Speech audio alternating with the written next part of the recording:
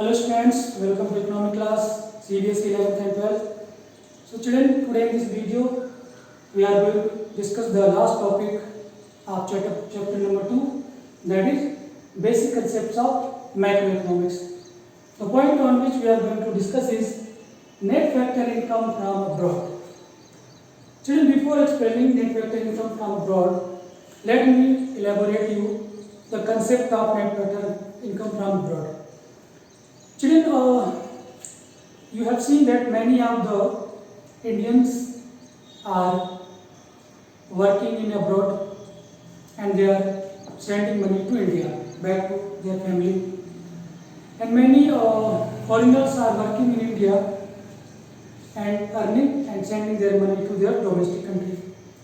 कहने का मतलब है कि ऐसे बहुत सारे लोग हैं जो इंडियंस हैं, वो बाहर जाकर काम कर रहे हैं, वहाँ पर अर्निंग करते हैं और वो पैसा हमारी कंट्री में सेंड करते हैं.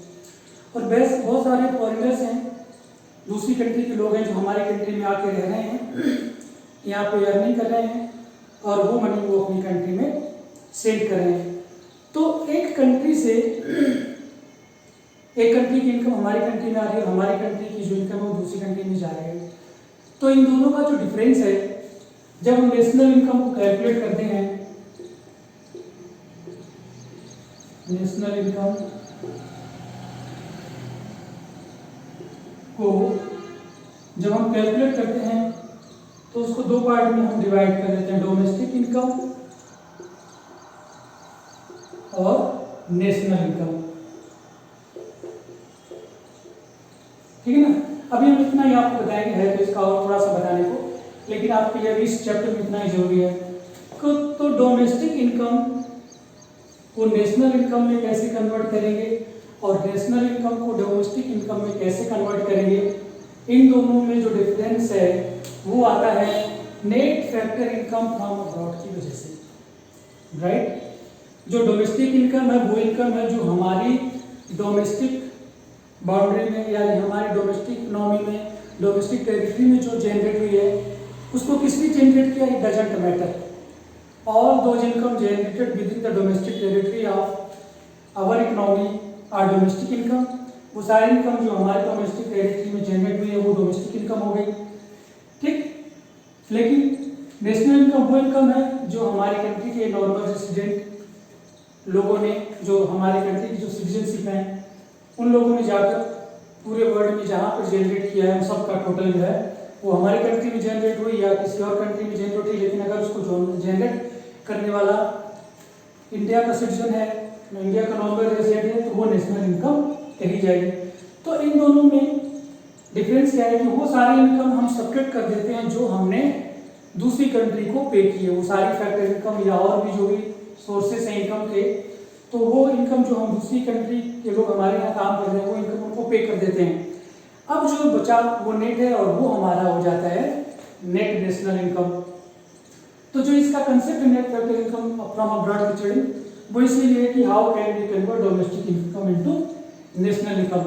Now see the point net factor income from abroad. It refers to the difference between factor income received from abroad. Factor income children यहाँ पर लिखा है.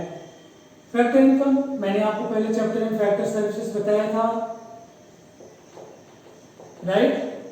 तो फैक्टर सर्विसेज प्रोवाइड करने के बाद, यानी फैक्टर सर्विसेज फॉरेनर के लिए प्रोवाइड करने के बाद जो इनकम मिली वो क्या है, factor income received from abroad rest of the world. हम दूसरी कंट्री के लोगों को फैक्टर सर्विसेज दे रहे हैं और उससे जो इनकम मिल रही है उसमें से factor income paid to rest of the world, वो इनकम सब्ट्रैक्ट कर देते हैं जो हमने दूसरी कंट्री को पे की है. उसका जो डिफरेंस आता है उसी को देखो यहाँ पर नेट लिखा भी है, net factor income from abroad. इसका फार्मूला चाहिए देखो, net factor income from abroad को हम शॉर्ट में अब्रीविएट कर लेते हैं NFIA. तो NFIA को हम कैलकुलेट कैसे करते हैं, factor income on from abroad, यानी वो सारे फैक्टर इनकम जो हमने रेस्ट ऑफ द वर्ल्ड से हमको मिली है, यानी इंडिया के लोगों को दूसरी कंट्री से फैक्टर सर्विसेज प्रोवाइड करने के बाद जो इनकम मिली है उसे हम कहते हैं factor income on from abroad. में से हम सेपरेट कर देते हैं factor income paid to abroad. Whatever income we are paying to the foreigners must be subtracted, will give you net factor income from abroad. जो net factor income from abroad है, इसके 3 situation है, वो मैं आपको बताता हूँ वन बाय वन। चलिए, इट में happen that net factor income में बी पॉजिटिव, जैसे हमने यहाँ पे लिखा net factor income from abroad. तो मान लो ऐसा हो सकता है कि हमने factor income rest of the world से रिसीव किया 100 करोड़ और हमने factor income rest of the world को पे किया 80 करोड़। तो इसका जो 20 करोड़ का डिफरेंस आया ये है पॉजिटिव, यानी हमने इनकम अर्न किया है, हमने दूसरी कंट्री को पे किया है कम और अर्न किया है ज़्यादा, तो हम 20 करोड़ के प्रॉफिट में, सरप्लस में, तो ये तो हो गया पॉजिटिव। ठीक है, निगेटिव भी हो सकता है, यहाँ पर हम ऐसा करते हैं कि हमें इनकम मिली 100 रुपीज़ की और हमने पे किया है 120 रुपीज़ की, तो फिर हमारा जो है वो 20 करोड़ का नेगेटिव आ जाएगा। हमने लिया है केवल 100 करोड़ और दिया है 120 करोड़, तो हमें 20 रुपीज़ का नेगेटिव है। और ऐसा भी हो सकता है कि हमने अर्न किया 100 करोड़ रुपीज़ और हमने पे भी कर दिया 100 करोड़ रुपीज़, तो ये हो गया 0। सो चिल्ड्रन, ये 3 नेट फैक्टर इनकम की सिचुएशन है, पॉजिटिव भी हो सकता है, नेगेटिव भी हो सकता है और 0 भी हो सकता है। यहाँ पर मैंने component of net factor income from abroad या net factor income from abroad के सोर्सेज क्या हैं। चिल्ड्रन, तो फर्स्ट सोर्सेज आप देख ही सकते हो, नेट कंपेंसेशन टू एम्प्लॉय। यहाँ पर नेट लगा हुआ है, नेट इसलिए लगा हुआ है चिल्ड्रन, हमने फैक्टर यानी हमने इंडिया के रहने वाले लोगों ने जो फैक्टर सर्विसेज फॉरेन कंट्री को दिया, तो वो तो इनकम हमको मिली है, उस इनकम में से हमने वो इनकम सब्ट्रैक्ट कर दिया जो सर्विस हमने रेस्ट ऑफ द वर्ल्ड से लिया हुआ है। भाई हमारी कंट्री में भी तो बहुत सारे लोग हैं दूसरी कंट्री के, वो यहाँ पे रह के फैक्टर सर्विसेज प्रोवाइड करवा रहे हैं, तो उस इनकम को हम सब्ट्रैक्ट कर देते हैं उसमें से जो हमको मिली है। Next net income from property and entrepreneurship, यानी ये तो देखो फैक्टर सर्विसेज प्रोवाइड करने के बाद इसमें से एक और आ जाए net factor income from property and entrepreneurship. Property और एंटरप्रेन्योरशिप में चिल्ड्रन, जैसे कि हमने कोई बिल्डिंग हमारे इंडिया में, मतलब हमारी कोई बिल्डिंग है और चाइना का कोई बिजनेसमैन आकर उसको किराए पर ले रहा है, तो वो जो रेंट होगा वो क्या हो गया, income from property and entrepreneurship. Interest अगर हमने कोई उनको कैपिटल दिया है, कोई लोन हमसे ले रखा है उन्होंने, तो वो हमें इंटरेस्ट देंगे। अगर हमने उनकी कंपनी का कोई शेयर ले रखा है तो हमें डिविडेंड मिलेगा। ऐसे ही इंडिया के लोग फॉरेन कंट्री में जाकर जब काम करते हैं, वहाँ बिल्डिंग किराए पर लेंगे तो उनको रेंट देना पड़ेगा, कैपिटल लेंगे तो इंटरेस्ट देना पड़ेगा, और अगर उनकी कंपनी में किसी ने शेयर खरीदा है तो उसको डिविडेंड देंगे। तो इन दोनों का जो डिफरेंस है वो या तो net income from property and entrepreneurship. और next actually net retained earning.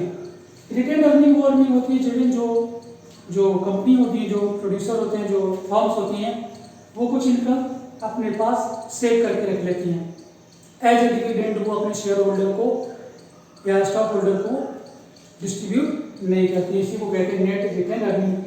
तो वो अर्निंग जो हमने अर्न की है और उसमें उसको सेव करके रख लिया, वो डिविडेंड नहीं दिया, उसमें से वो वाले इनकम हम सब्ट्रैक्ट कर देंगे जो दूसरी कंट्री में हमने जाकर प्रोवाइड किया है और उन्होंने हमको इनकम नहीं दिया है। तो children, with this points we have completed chapter number 2 basic concepts of macro economics. I hope कि आपको चैप्टर नंबर 1 मैक्रो इकोनॉमिक्स में और चैप्टर नंबर 2 अच्छे समझ में आ गया होगा। अब हम आपको चैप्टर नंबर 3 में मिलेंगे जिसमें और आपसे बात करने वाले हैं। तब तक आप इन वीडियो को वॉच करते रहिए, लाइक करिए, शेयर करिए और मिलते हैं अगले वीडियो में। Till then take care, God bless you and thank you for watching this video.